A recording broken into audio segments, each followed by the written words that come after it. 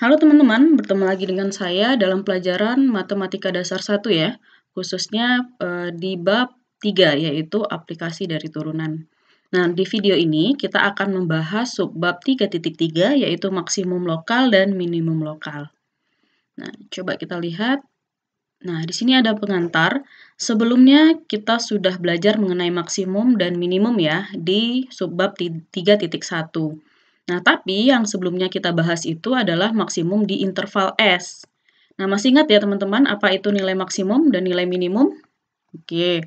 Kemudian, di sini saya punya gambar. Sebentar, saya gambarkan dulu.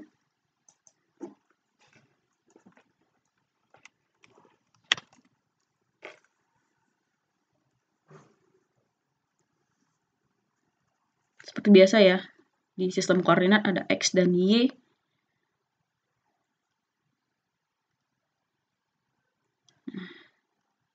Anggaplah di sini ada A, kemudian dia diselang A dan B. Kemudian di sini ada C. Nah, yang kita sudah pernah belajar bahwa nilai maksimum itu adalah di titik yang paling tinggi ya. Nah, sekarang kita namakan dia sebagai maksimum global. Nah, kemudian kita lihat lagi di gambar ini bahwa ada lagi titik puncak ya di sini. Nah, inilah yang kita sebut sebagai maksimum lokal. Nah, jadi kalau sebelumnya kita hanya mengenal maksimum saja, nah sekarang kita ada istilah maksimum lokal dan maksimum global. Jadi di selang tertentu dia ada maksimum lokalnya. Nah, apakah maksimum lokal itu hanya satu? Tidak, bisa saja beberapa, jadi tergantung dari fungsinya. Begitu juga dengan minimum. Nah, ini bisa kita sebut sebagai minimum global, karena di sini ada dua minimum ya, di sini dan di sini. Nah, ini bisa kita sebut sebagai minimum global, dan yang ini bisa kita sebut sebagai minimum lokal. Nah, itu adalah penjelasan dari gambar ini. Sekarang, apakah nilai maksimum pada interval A sampai B? Ya, ada ya. Ada.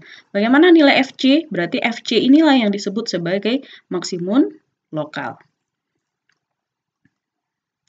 Nah, kemudian maksimum itu juga ada yang lokal, begitu juga dengan yang minimum yang seperti saya bilang tadi. Jadi, bukan hanya maksimum aja yang punya lokal dan globalnya, tapi yang minimum juga ada lokal dan globalnya. Nah, misalkan inilah. Nah, ini bisa disebut sebagai maksimum lokal, maksimum global. Nah, ini adalah maksimum lokal. Lokal ya. Yang ini juga maksimum lokal. Kemudian minimumnya di sini ada di titik ini dan di titik ini. Nah, di antara kedua ini berarti yang ini adalah minimum global, sementara yang ini adalah minimum lokal.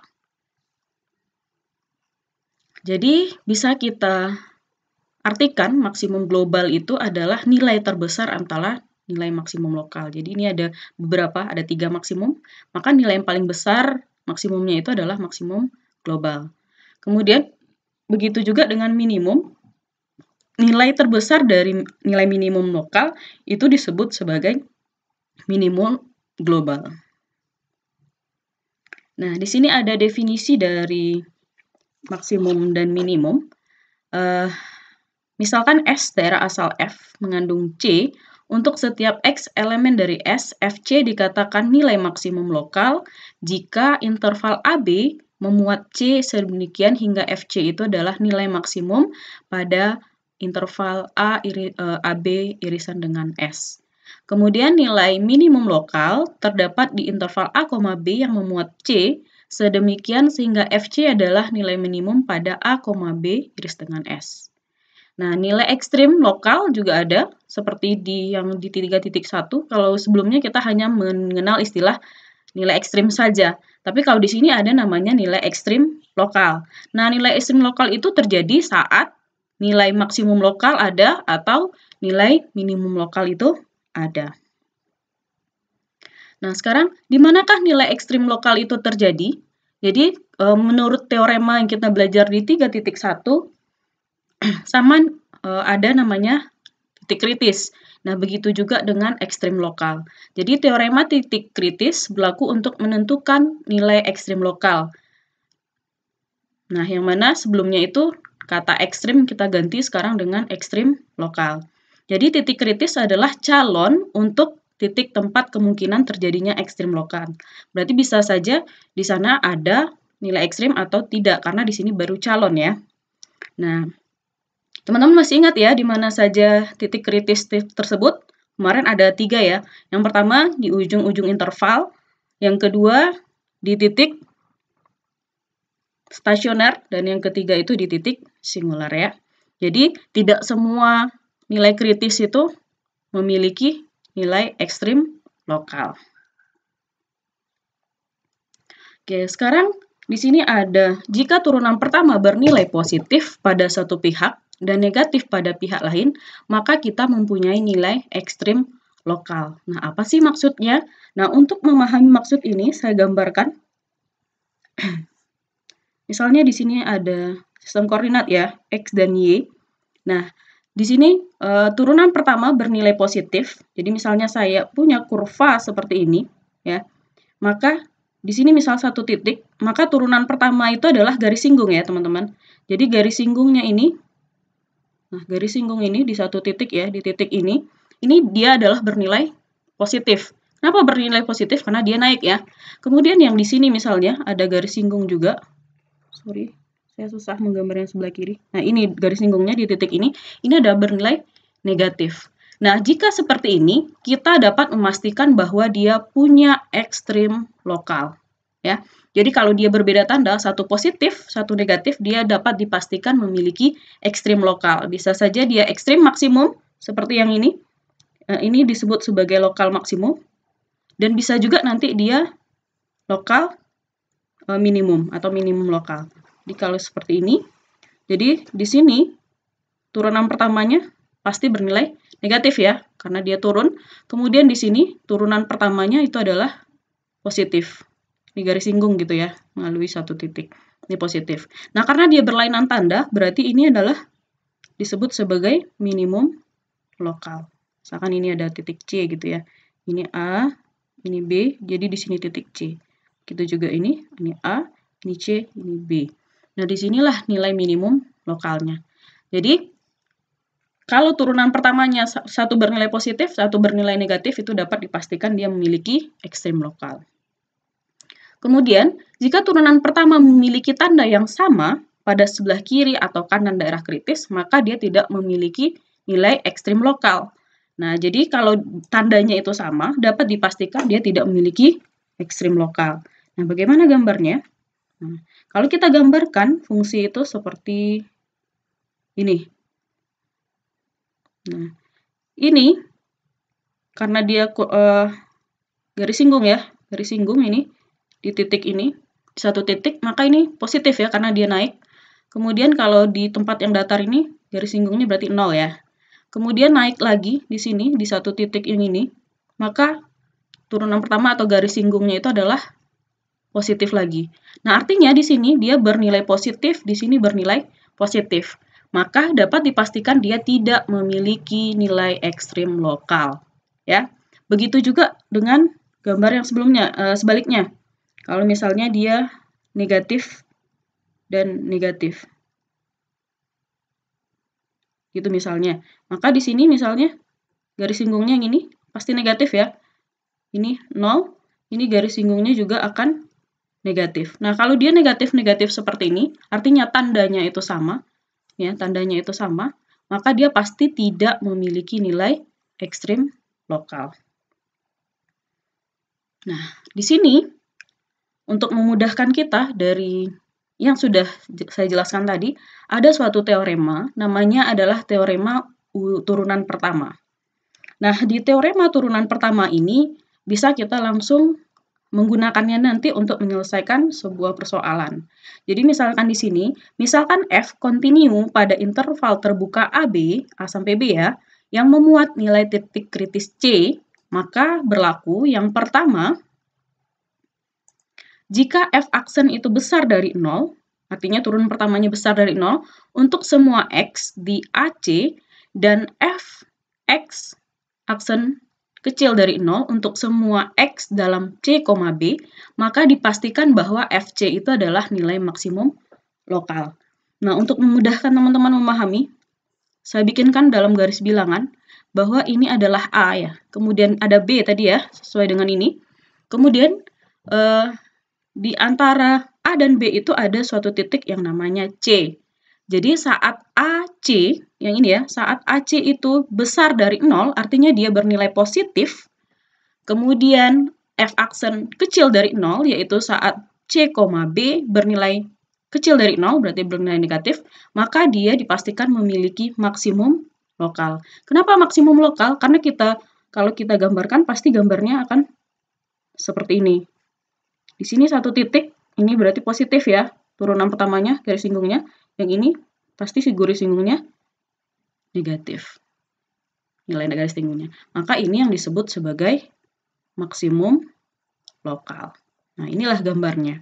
Itu untuk yang nomor 1.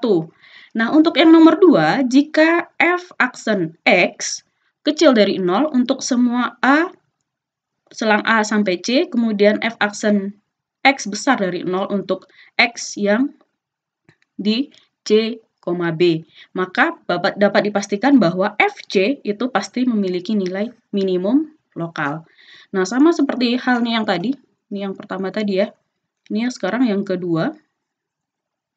Nah, saya punya seperti tadi, ada A dan B ya. Kemudian di antara A dan B itu ada C.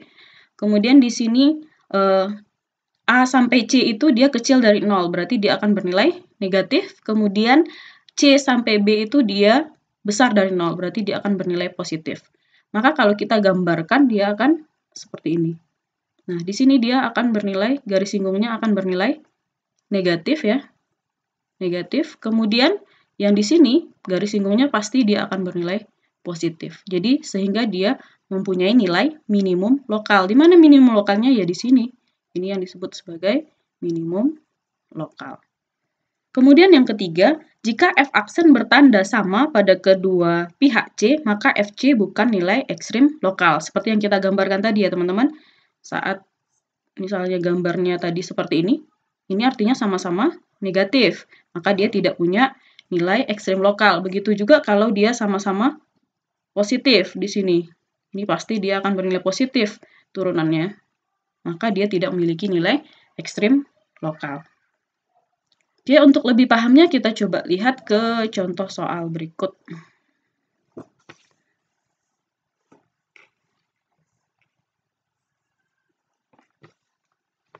Ups, kenapa ya? Kursornya. Oke, ini dia. Nah, di sini tentukan nilai ekstrim lokal dari fungsi yang pertama fx sama dengan x kuadrat dikurang 6x ditambah 5. Kemudian yang kedua, gx sama dengan x pangkat 3 dikurang 6x kuadrat ditambah 4. Nah, saya di sini akan coba membahas soal nomor 1 saja ya. Nomor 2-nya silahkan nanti teman-teman coba sendiri. Nah, kalau nomor 1,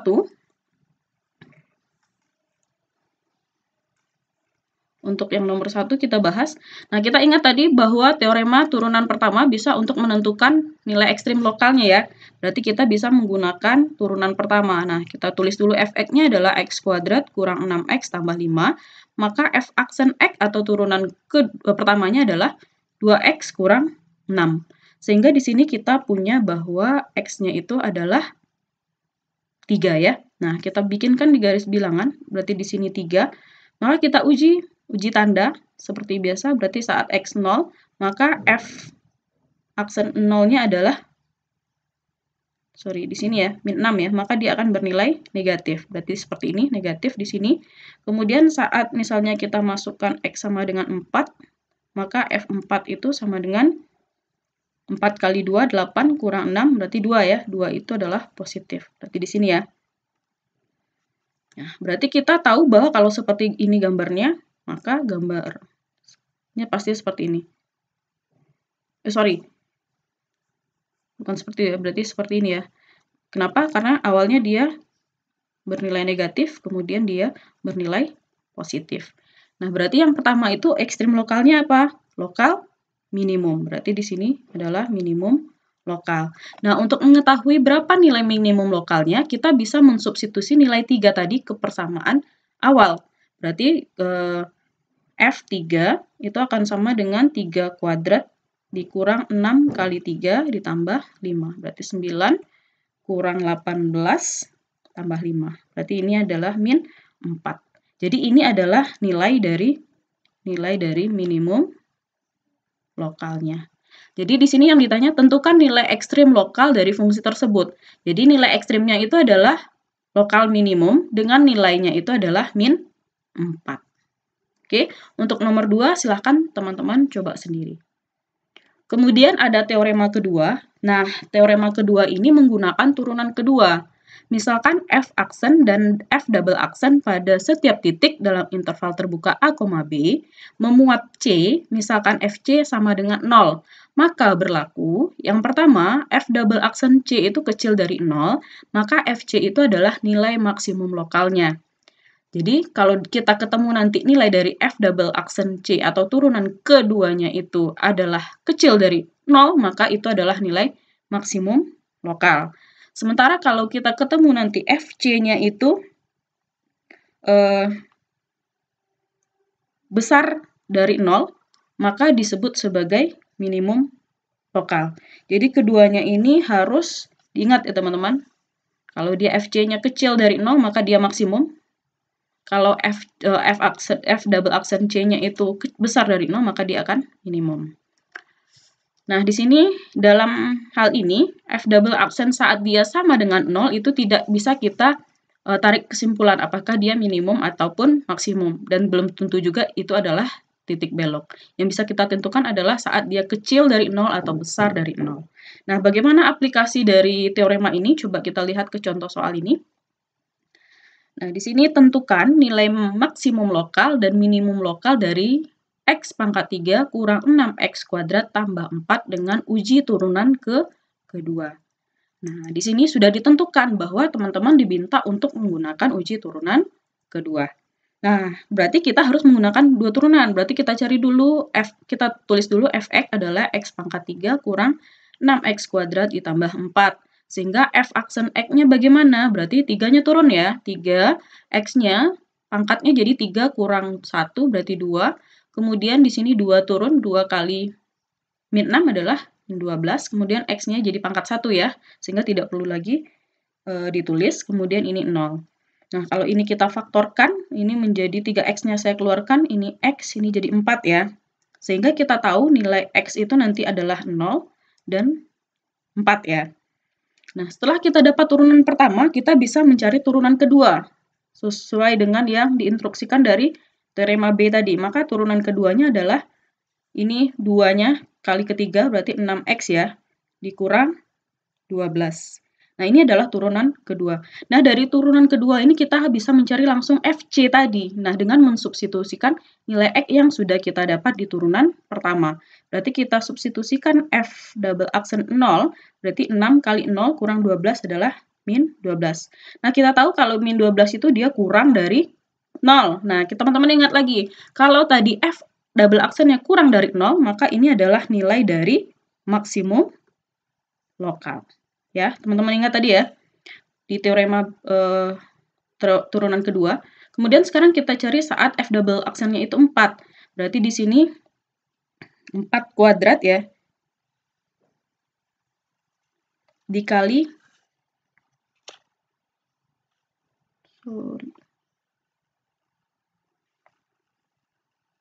berarti teman-teman substitusi di sini, berarti 4 kuadrat dikali dengan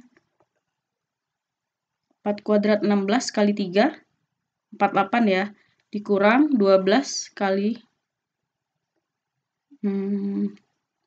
oh sorry, harusnya saya substitusi ke turunan kedua, sorry. Berarti ini 6 kali 4 ya, 6 kali 4, 24 dikurang 12, berarti ini adalah 12. Kita tahu bahwa 12 itu besar dari 0. Maka ini adalah minimum lokal.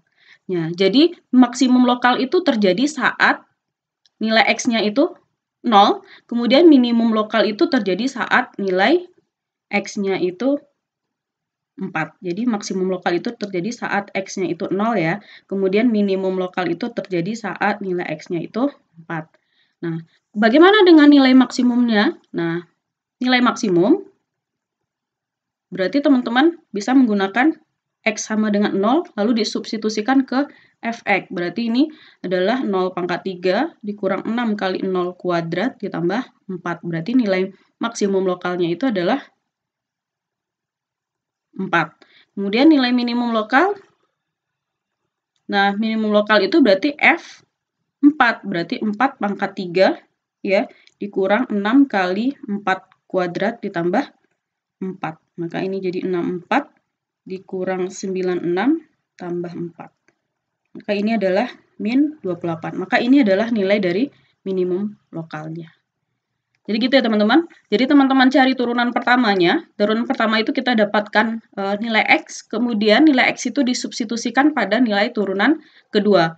Nah, dari sana kita bisa menentukan bahwa dia maksimum lokal atau minimum lokal. Jadi saat nilai F double aksen itu kecil dari 0, dia akan maksimum lokal sesuai dengan teorema 2 tadi. Kemudian saat F double aksen itu besar dari 0, itu adalah nilai minimum lokalnya. Nah, untuk menghitung nilai minimum, berarti kita bisa langsung substitusikan nilai X yang sudah kita dapatkan tadi ke persamaan awal di soal. Oke, semoga bisa dipahami. Selamat belajar. Terima kasih.